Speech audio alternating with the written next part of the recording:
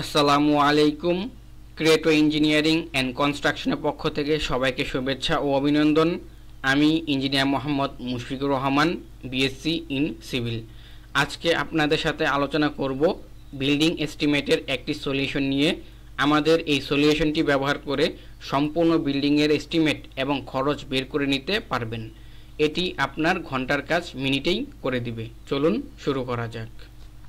আজকের ক্লাসে আমরা আলোচনা করব স্ল্যাব এস্টিমেট। সর্বপ্রথম এই স্ল্যাব লেখার উপর একটি ক্লিক করব, তাহলে আমাদের কাঙ্ক্ষিত ফাইলটি ওপেন হয়ে যাবে। বরাবরের মতোই উপরের এই অংশটুকু ফিল আপ করলে আমাদের কনক্রিটের হিসাব এবং নিচের এই অংশটুকু ফিল আপ করলে আমাদের রিবারের হিসাব বের হয়ে আসবে। তো চলুন শুরু করা যাক। নোস অর্থাৎ আপনি কয় তলার জন্য অথবা কয়টা স্ল্যাবের জন্য আপনি এটা এস্টিমেট করবেন। আমি ধরে নিলাম আমার একতলার জন্য আমি এস্টিমেট করব, বা একটা স্ল্যাবের জন্য আমি কি এটার এস্টিমেট করব। তাহলে কি 1 এন্টার। তারপর কি বলা আছে, long direction length, short direction length এবং কি স্ল্যাব থিকনেস, এই তিনটাই পাবো কোথায় আমরা ড্রয়িংয়ে। এখানে দেখেন কি বলা আছে, লং ডিরেকশনে বলা আছে কত 42 ফিট। হ্যাঁ, লং ডিরেকশন 42 ফিট, আর শর্ট ডিরেকশন হচ্ছে কত 35 ফিট, অর্থাৎ 42 এবং কি 35। আর এখানে কি বলা আছে স্ল্যাব থিকনেস 5 ইঞ্চি। তাহলে আমরা এখানে লিখব কি 42, দেন লিখব 35 এবং কি 5 এন্টার। এখানে ফিট বা ইঞ্চি কোনো কিছুই আপনাকে মেনশন করতে হবে না, জাস্ট লিখলেই হবে, এটা অটোমেটিক কাউন্ট করে নেবে। এখানে দেখবেন ফিটে মানটা দিতে বলছে নাকি ইঞ্চিতে, সেই অনুপাতে আপনারা মানটা এখানে কি করবেন ইনপুট করবেন। ক্লিয়ার কভার 1 ইঞ্চি ধরে নিলাম। এখানে দেখেন আমার কি সঙ্গে সঙ্গে কনক্রিটের হিসাব চলে আসছে। রিবারের হিসাব এখনও আসে নাই, কারণ কি আমরা রিবারের ডাটা এখনও ইনপুট করিনি। এখানে দেখেন কি বলা আছে আরসিসি কাস্টিং রেশিও। আপনাদের ড্রয়িংয়ে যেই অনুপাতটা মেনশন করা থাকবে আপনারা কি সেই অনুপাত দিয়ে এই হিসাবটা বের করবেন। তো চলুন দেখি রিভার ক্যালকুলেশনে কি বলা আছে। এখানে দেখেন কি বলছে, লং ডিরেকশন এবং কি শর্ট ডিরেকশন। লং ডিরেকশন কোনটা আর শর্ট ডিরেকশন কোনটা আমরা কি একটু আগেই দেখছি। তারপর দেখেন লং ডিরেকশন এবং শর্ট ডিরেকশনে কি কি রিকোয়ার করতেছে, রিভার ডায়া, অর্থাৎ লং ডিরেকশনে কত ডায়া ইউজ করা হয়েছে, স্পেসিং কত এবং কি ল্যাপিং কত, সেমভাবে কি শর্ট ডিরেকশনে। তো চলুন দেখি লং ডিরেকশনে কত ডায়া ইউজ করা হয়েছে। এই দেখেন এই যে লং ডিরেকশন হচ্ছে এই যে লাল যে দুইটা, এটা হচ্ছে কি আমার লং ডিরেকশনের একটা স্টেট বার, একটা হচ্ছে কি ক্র্যাঙ্ক বার। এটাকে মেনশন করা হয়েছে কি দিয়ে, এ দিয়ে। ওকে, দেখেন এ সমান সমান কত দেওয়া আছে, এ সমান সমান বলা আছে 10 dia @6 inch centre to centre. তাহলে এখানে আপনার লিখতে হবে কি 10 এখানে কষ্ট করে আপনার লিখতেও হবে না, জাস্ট ক্লিক করবেন, এই ড্রপ ডাউনে ক্লিক করে 10 সিলেক্ট করে দিবেন। সেমভাবে স্পেসিংও আপনার লিখতে হবে না, জাস্ট এখানে ক্লিক করবেন ড্রপ ডাউন থেকে, আপনি কি এখান থেকে স্পেসিং আমার 6 আছে, 6 আমি সিলেক্ট করে দিলাম। দেন কি বলা আছে ল্যাপিং। ল্যাপিংটা আমাদের এখানে হবে, কারণ কি এখানে দেখেন আমার লং ডিরেকশনের লেন্থ আছে কত 42 ফিট, কিন্তু আমরা বাজারে যেই রড কিনতে পারি সেইটার লেন্থ হচ্ছে কত 39.6 ফিট। তাহলে কি আমাদের অতিরিক্ত যে অংশটুকু অ্যাড করা লাগবে সেটাতে ল্যাপিং দেওয়া লাগবে। আমরা এখানে ধরেন যেহেতু 10 ডায়া ল্যাপিং ধরে নিলাম 18 ইঞ্চি, সরি এখানে ফিটে দিতে বলছে, তাহলে কি হবে 1.5 ফিট। ওকে, ফিট নাকি ইঞ্চি সেটা খেয়াল করে নেবেন। তারপর কি বলা আছে শর্ট ডিরেকশন, সেম জিনিসই চাইতেছে। দেখি শর্ট ডিরেকশনে কি বলা আছে। এখানে শর্ট ডিরেকশন হচ্ছে এই যে সবুজ, এই সবুজ, এই দুইটা সবুজ, এটা কি বি দিয়ে মেনশন করা আছে। শর্ট ডিরেকশন মেনশন করা আছে কি দিয়ে, বি দিয়ে। দেখি বি সমান কি বলা আছে 10 dia 5 inch centre to centre. সেমভাবে ড্রপ ডাউন থেকে আমরা কি করব 10 সিলেক্ট করে দিব, এন্টার। কত ইঞ্চি centre to centre, 5 inch centre to centre, enter. এখানে কি ল্যাপিং হবে না, এখানে ল্যাপিং হবে না, কারণ কি দেখেন আমার শর্ট ডিরেকশনের লেন্থ আছে কত 35 ফিট, কিন্তু আমরা জানি আমাদের রডের লেন্থ পাই আমরা কত 39.6 ফিট। উল্টো এখানে আরও কিছু রড কি কাটা লাগবে, তার জন্য ল্যাপিংয়ের ঘরটা কি ফাঁকা থাকবে। দেন এন্টার দিয়ে আমরা নিচে নেমে আসলাম। এখন দেখুন কি বলা আছে লং ডিরেকশন এক্সট্রা টপ এবং শর্ট ডিরেকশন এক্সট্রা টপ। এখানে কি কি রিকোয়ার করতেছে, রিবার ডায়া অর্থাৎ কত ডায়া ইউজ করা হয়েছে, এক্সট্রা টপ নোজ কয়টা ইউজ করা হয়েছে, লেন্থ এবং কি স্পেসিং। তো চলুন দেখি ড্রয়িংয়ে কি বলা আছে। এই যে আমার লং ডিরেকশনে এক্সট্রা টপ যেগুলো ইউজ করা হয়েছে এগুলা কি মেনশন করা হয়েছে কি দিয়ে, ডি দিয়ে। হ্যাঁ, মেনশন করা হয়েছে ডি দিয়ে। তো চলুন দেখি ডি সমান কি বলা আছে। ডি সমান বলা আছে 110 এক্সট্রা টপ। তাহলে আমরা এখানে রিভার ডায়া সিলেক্ট করব 10 কয়টা, এক্সট্রা টপ নোজ হচ্ছে কয়টা, একটা। তারপর দেখেন কি বলা আছে এক্সট্রা টপ লেন্থ, এটা আমাদের লেন্থটা ম্যানুয়ালি ক্যালকুলেশন করতে হবে। কীরকম দেখেন আমাদের এখানে যে এক্সট্রা টপ এটা আপনার ড্রয়িংয়ে মেনশন করাই থাকবে L/3 তে ডিভাইড করবেন নাকি L/4 এ ডিভাইড করবেন, এরকম কি দেওয়া থাকবে। সাপোজ আপনার যদি L/3 তে ডিভাইড করা থাকে তাহলে এই স্পেন থেকে এই স্পেন পর্যন্ত কি করবেন 3 ভাগে ভাগ করে আপনি কি করবেন এরকমভাবে এক্সট্রা টপগুলা বের করবেন। তারপরে এইভাবে ডাইমেনশন দিয়ে নেবেন, ডাইমেনশন দিয়ে আপনি দেখতে হবে এই টোটাল কত ফিট হলো। আমি ধরে নিলাম এই যে আমার দেখতে পাচ্ছেন এই 3.5 7 আবার কি 7 আবার 7 এভাবে অ্যাড যোগ করে আমি ধরলাম আমার আছে কত 28 ফিট। তাহলে আমার এক্সট্রা টপ লেন্থ হবে কত 28 ফিট। তাহলে এখানে লিখব 28 এন্টার।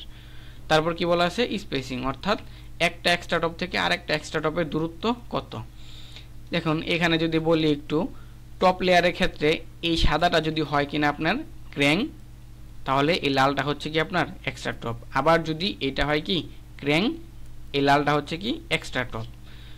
আমাদের লং ডিরেকশনে স্পেসিং দেওয়া আছে কত 6 ইঞ্চি সেন্টার টু সেন্টার। তাহলে এখানে এই ক্র্যাং থেকে এক্সট্রা টপের দূরত্ব হচ্ছে কত 6 ইঞ্চি, কিন্তু এক্সট্রা টপ থেকে এক্সট্রা টপের দূরত্ব হচ্ছে কত 12 ইঞ্চি। আরও সহজ করলে বলা যায় কি যদি কিনা আমার এক্সট্রা টপ একটা ইউজ করা হয় তাহলে যেই ডিরেকশনে আমার এক্সট্রা টপ ইউজ করা হয়েছে সেই ডিরেকশনে মেইন বারের ঠিক দ্বিগুণ স্পেসিংটা আমরা নিয়ে নিব। যেমন এখানে লং ডিরেকশনে ইউজ করা হয়েছে কত 6 ইঞ্চি, তাহলে আমরা এক্সট্রা টপে ইঞ্চি দিব কত স্পেসিং দিব 12 ইঞ্চি।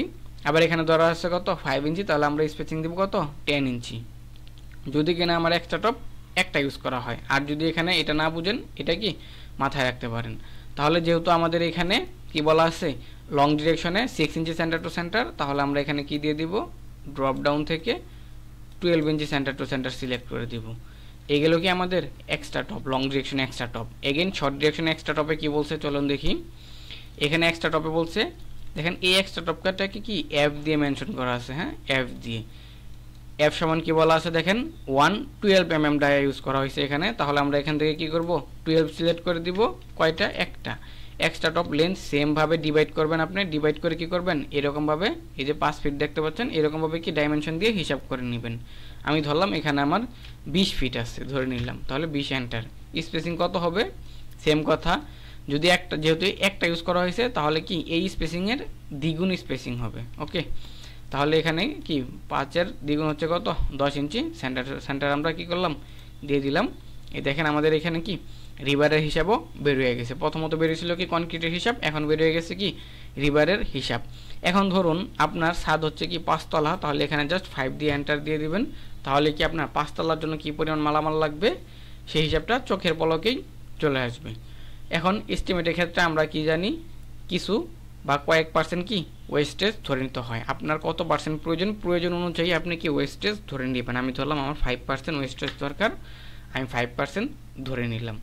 আফটার ওয়েস্টেজ আমার কোয়ান্টিটি কীরকম লাগবে সেটা কি চলে আসছে। এখন শুধু এখানে রেটটা দিলেই আমার কত টাকার মালামাল প্রয়োজন সেই টাকার হিসাবটাও কি এখানে চলে আসবে। ধরুন পার ব্যাগ সিমেন্টের দাম আমি ধরে নিলাম 450 টাকা, তাহলে কত টাকার সিমেন্ট লাগবে সেটা চলে আসছে। স্যান্ড ধরলাম 40 টাকা, কি পরিমাণ কত টাকার স্যান্ড লাগবে আমার কি সেটাও চলে আসছে। এখানে দেখেন ব্রিকও দেওয়া আছে, সাথে সাথে কি স্টোনও দেওয়া আছে। স্টোন দেওয়া আছে সিএফটিতে, আবার কি ব্রিক দেওয়া আছে পিসে। যদি কিনা আমরা রেডিমেড মানে খোয়া কিনি তখন কি আমাদের সিএফটিতে কিনতে হয়, আবার কি পাথর কিনলেও সিএফটিতে কিনতে হয়। যদি সিএফটির হিসাব লাগে আপনারা সিএফটি সিলেক্ট করবেন, আবার যদি ব্রিকের হিসাব লাগে আপনারা কি ব্রিক সিলেক্ট করে নেবেন। আমি সিএফটি ধরলাম 80 টাকা পার সিএফটি ধরে নিলাম, তাহলে কত টাকার পাথর লাগবে সেটা চলে আসছে।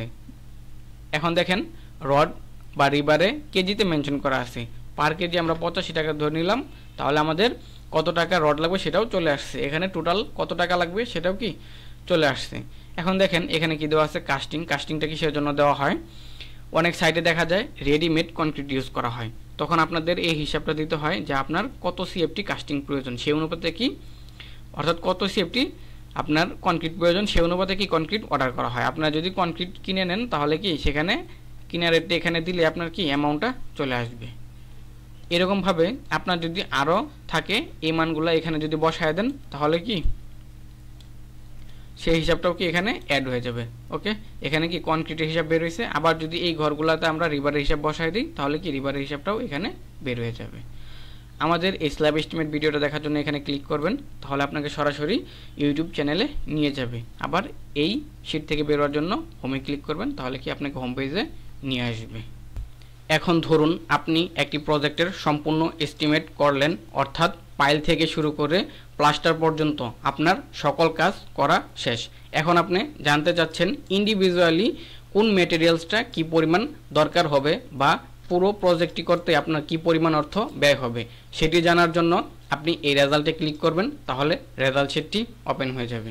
এখান থেকে আপনি দেখে নিতে পারবেন ইন্ডিভিজুয়ালি সিমেন্ট, স্যান্ড, স্টোন কোনটা কি পরিমাণ লাগবে এবং কি পরিমাণ টাকা আপনার লাগবে, এবং এই বিল্ডিংয়ের টোটাল কস্ট কত আসবে সেটাও কি এখান থেকে আপনারা দেখে নিতে পারবেন। আমাদের এই এক্সেল শিটটি খুবই অ্যাডভান্স একটি এক্সেল শিট। এক্সেল শিটটি ক্রয় করার জন্য আমাদের ওয়েবসাইট ভিজিট করুন।